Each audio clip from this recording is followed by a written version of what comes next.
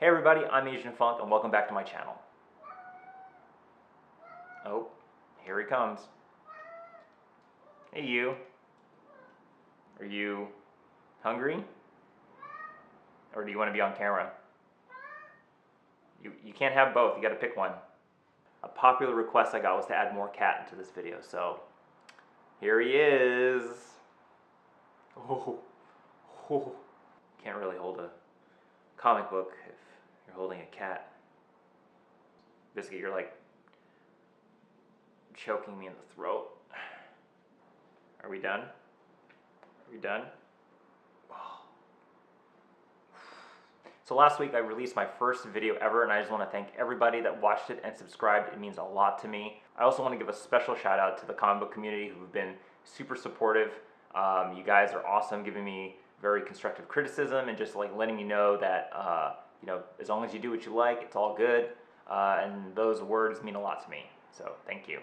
So as I was going through my comics, just trying to figure out what I wanted to do for this video, I ran into the very first thing that Stan Lee ever signed for me, and I was like, maybe I'll talk about that. And then that kind of snowballed into I should talk about all the things that I've had him sign, which isn't even a lot. So I figured that'd be a nice little video to kind of just, go over. Just to give you some context, I'm going to be going through them in the order of the first thing he's ever signed to the most recent. So the very first thing Stan Lee ever signed for me is this tin sign of Spider-Man, of course. I had him sign this at the 2008 or 9 San Diego Comic-Con, and he wasn't scheduled to be there. It was a last-minute addition, and yeah, as soon as I learned he was going to be there, I bought a ticket for $50. And yeah, that was per item. I was into nerdom, but I wasn't into comic books in particular, and I didn't want to really spend a ton of money on a nice expensive book. So yeah, and I also didn't want something that was I had to worry about folding or would get bent. This is a pretty durable sign, and plus you can tell his signature was still pretty nice and firm, nice and strong. I don't quite remember if we talked. It wasn't a long line, but it was kind of like just them ushering you through really quickly. So but yeah, no, I was very excited. Not a lot of people knew about it, and yeah, it felt special. So first thing he ever signed for me is this thing. Now, a few years later, Stan Lee and Steve Wozniak created a local Comic-Con called the Silicon Valley Comic-Con, and they were the co-hosts, and of course the first inaugural year, which I think was in 2011, he was going to make an appearance and was signing stuff. So this time I was a little more prepared. The next couple of items I had him sign is this card. And like I said in my last video, I got into Marvel and superheroes and all of that stuff through collecting cards. And this was one of my favorites, and had him sign it. I definitely want to get this graded by PSA at some point. And yeah. I don't know if you ever collected these cards. It's really cool. Like the back side kind of has like personal stats like height, weight.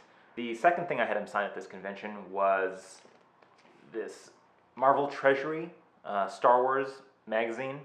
It's basically these oversized comic books that was kind of like a thing in the 70s. I just actually I saw this at an antique store before the convention, and thought it'd be cool to have. I think there was like a Big Bang episode. There was like a Big Bang Theory episode where like Sheldon had Stan Lee sign something that was DC related.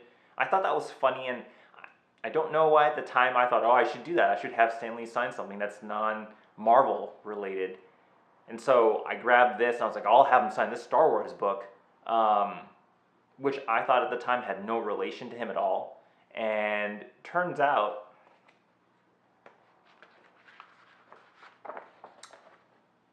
it's Stan Lee Presents on the inside. So, he didn't write this. He wasn't like an editor-in-chief or anything for this, but his name is in the book, so I kind of got lucky. In retrospect, I don't know why I did that. I don't know why I had him sign this, but I'm glad that his name is actually in the book. It means a little more to me now. And it even comes with this. So it comes with like a little hologram sticker just to prove it's legit. So yeah. So we have Amazing Spider-Man #1.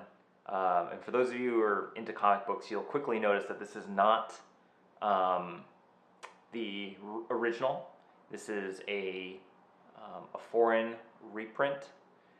More specifically, this is the Marvel Classico reprint from Mexico.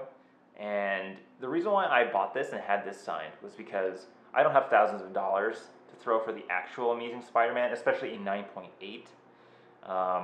And even though the interior, the text is in Spanish, the front cover is in English. Like, how many foreign reprints do you see with English text on the cover? Almost never. So I was like, if the art is unchanged and the text is in English, and I can't even read this because it's going to be slabbed, why not?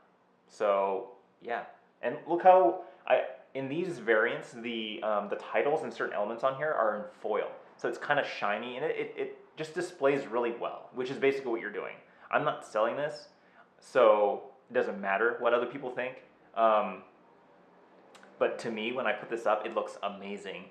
Unfortunately, when I got this slabbed, CGC was going through their whole Newton ring oil spill spot scandal scenario situation.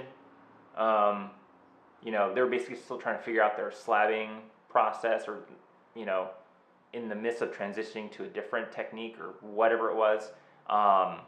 So yeah, there's some oil spots on this. But yeah, other than that, I mean, I love it. I even paid extra $5 for this little J. Scott Campbell sketch of Stan Lee. I mean, I was like, you know, whatever. This may be the last time. So this was last year. This was in April of 2018. So at the time, that was also when I found out that Stan Lee was beginning to cancel his convention appearances. So that was sort of like a wake-up call for me to kind of get into this CGC thing and get some comic books signed by him and certified and all this stuff. So yeah. So next up is X-Men 35, and this is not a reprint. This is the actual original one. First time that Spider-Man and the X-Men met. This is one of my favorite covers of all time. Just really, it makes Spider-Man look very mysterious, kind of like villainous. You know, kind of still like you don't really know what he's capable of, kind of thing. This is also the first appearance of Changeling, who in the 90s was called a Morph, and he is also one of my favorite characters. And because of that, that character was created by Roy Thomas, who wrote this book. So I would definitely like to get him to sign this as well. But yeah, the thing that kills me about this book is where the signature was, and this is my fault, absolutely. I had boxed off basically underneath Spider-Man's legs as the part where I wanted Stan Lee to sign it. Unfortunately, his signature is covering Iceman's face. And I don't know why, but that just bothers me so much. And I don't know where else I would have had him sign it. Like probably here, maybe, now that I think about it. It would have been a better spot. The focal point is like right here. So I figured that'd be a good spot to put the signature. But unfortunately, Iceman's face is covered up. So, all right. Next up is True Believers X-Men #1. I actually was trying to get another Marvel Classico reprint of this for the signing, but it didn't arrive in time, so I had to kind of think fast and figure out where can I get an X-Men 1 reprint somewhere, and luckily the True Believers was around, so I found it, got it, and this is what got signed. And you know, the reason why I get the Mexican reprints is because they don't touch the art. In this True Believers reprint, they moved Jean Grey a little bit, And I think they messed around with what was here before. That might have been the comics code here. But yeah, so they did alter the art a little bit to kind of differentiate between the original and this reprint, which I get. I totally get it. But yeah, it would have been nice to have an unedited cover signed by him. But anyway, still love it. The funny story about this one is it was originally in this, and I posted this on my Instagram a while ago,